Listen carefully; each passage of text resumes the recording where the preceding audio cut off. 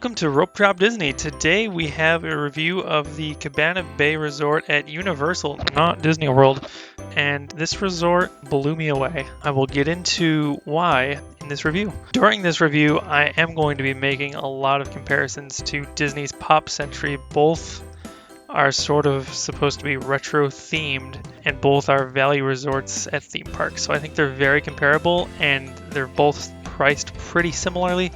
So that is going to be sort of my base for comparison for this review. I'd also like to mention that we don't have our usual microphone, so if I sound super weird, please just bear with me and it will be back to normal next week. So before we get into it, let's talk about the price, which could rule out this hotel being for you right away. So it goes for around $150 a night, which is pretty comparable to the sort of upper end value resorts at Disney, like Art of Animation's Little Mermaid Room or Pop Century, and those are even probably a little bit more expensive depending on when you go. For $150 you get way closer to any theme park you'll get at Disney World. Volcano Bay is within a 5-minute walk from our room, which was insane because at Disney, if you're within walking distance of a theme park, you are paying $500 a night probably.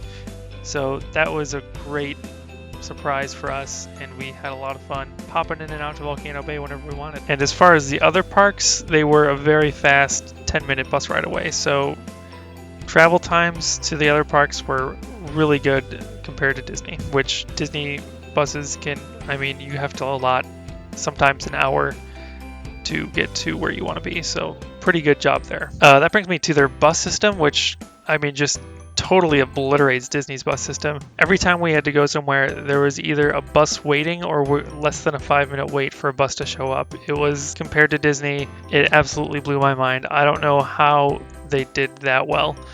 I know there's fewer people, but Disney, it needs to scale up. With more people, they're getting more money, so they should scale up their bus system if that's the problem. I think my favorite part of this resort was the amazing retro theme that it had. 50s themed with splashes of color everywhere. It really was consistent throughout the resort, and compared to Disney, which is kind of just like the motel style rooms with wooden boards of characters hung up on the sides, this actually had light fixtures and furniture that matched the theme and really sort of immersed you in the 50s. It was kind of also comparable to Rocco's Modern Life, if that makes any sense, combined with 50s, which was amazing for me. That is right up my alley. I loved it. Some of the things that you can enjoy at the resort is, and again, I'm bringing up Disney like every sentence, but it's so comparable for what you get and what you're doing in Orlando.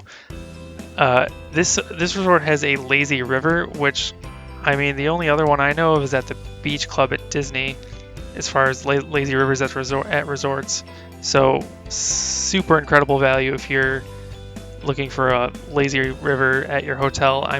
You'll save a couple $100 a night by staying here. And I actually like the theming here more than I like it at the Beach Club. It also features a bowling alley, full bars, a real sand beach, and plenty of seating for you to relax whenever you want throughout the day. There's a restaurant in the bowling alley, and there is my personal favorite location, the Bayliner Diner, which I will get into a little bit more later. The rooms carry on with that 50s Rocco's Modern Life theme, and they have bright colored bedspreads. Yep. They have bright colored bedspreads, like little brightly colored lime green egg chairs that are really cool. They have like big round 50s lights and just some wood grain and some other touches that really make it feel well themed.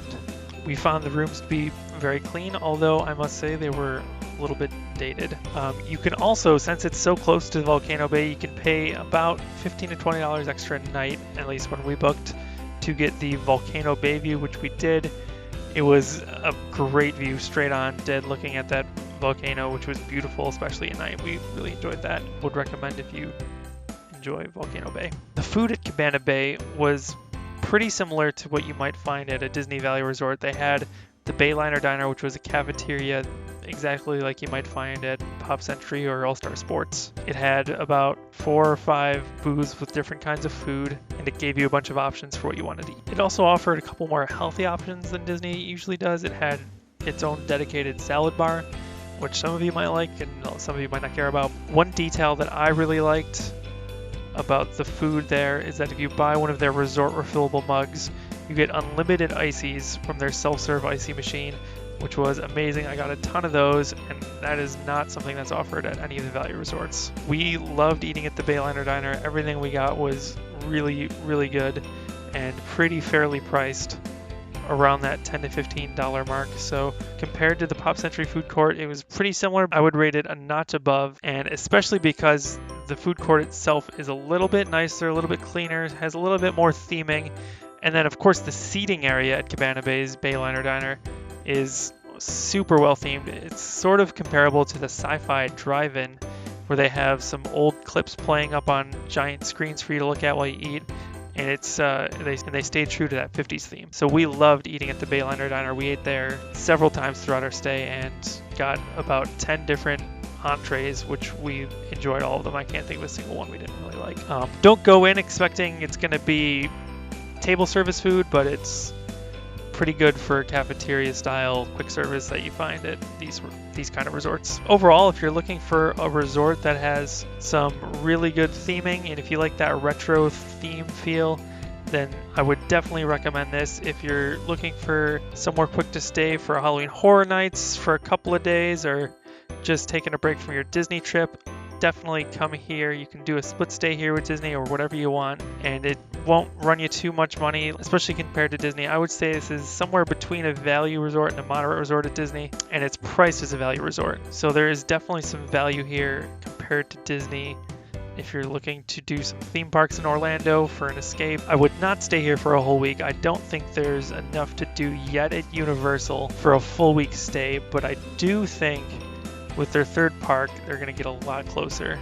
Third theme park plus Volcano Bay. So they'll have a total of 4 gates. When that comes around, I mean, all bets are off. It's going to be a full-on competition with Disney, and I'm super excited for that. One last tip that I have for you is, boy, the weekends at this place are slammed. We stayed for a couple weekend days and 1 weekday, and it is night and day. If you can at all avoid the weekend, do that. Stay during the week. Lines will be shorter everywhere, and it's a much more relaxing time. So that does it for my quick review of Cabana Bay at Universal. I hope you liked it. We will be returning to Disney content, of course, but I just wanted to, throw this option out there. I mean, Universal's right next door, so don't forget about it. They've got some great theme parks there, and as you can tell, I had a great time, and they have a great resort. Let me know what you think about Cabana Bay and Universal in general. I mean, do you ever take solo trips there and never even go to Disney? And also let me know if you like Universal videos at all, or if we should stop doing them forever. Have a good one. We will see you real soon. Good morning, ladies and gentlemen, boys and girls. All of us at Epcot Center are glad to have you as our guests today.